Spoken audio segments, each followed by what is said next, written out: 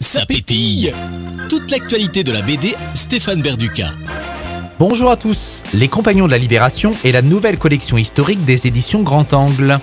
Dirigée par l'historien Jean-Yves Le Naour, elle profite du succès du 9e art pour exhorter un large public à s'intéresser à notre passé, lui permettant ainsi de mieux comprendre le monde qui nous entoure. Elle rend ainsi un magnifique hommage à des hommes et des femmes dont l'attitude pendant la Seconde Guerre mondiale fait encore aujourd'hui notre fierté. Après un premier opus consacré au général Leclerc, le second est dédié à Pierre Messmer. Ces deux albums inaugurent une collection qui devrait rapidement s'étoffer. Un prochain volet consacré à Jean Moulin est d'ores et déjà annoncé. Elle associe pour chaque livre un historien et un dessinateur. Destinée aux boutiques des musées mais aussi aux amateurs éclairés, elle effectue un effort de clarté notable avec des dossiers conclusifs composés de textes et d'une sélection de photographies pertinentes. Le résultat est séduisant et d'un point de vue didactique irréprochable. Le deuxième volet, scénarisé par Catherine Valenti, revient sur le combat mené pendant la Seconde Guerre mondiale par Pierre Messmer.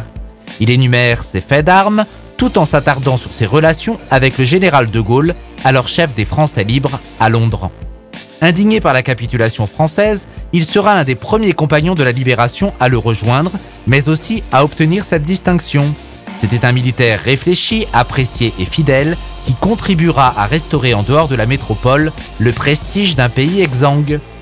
Philippe Taral offre une prestation nourrie par une large documentation, un dessin à l'ancienne sur papier, au pinceau et à l'encre de Chine.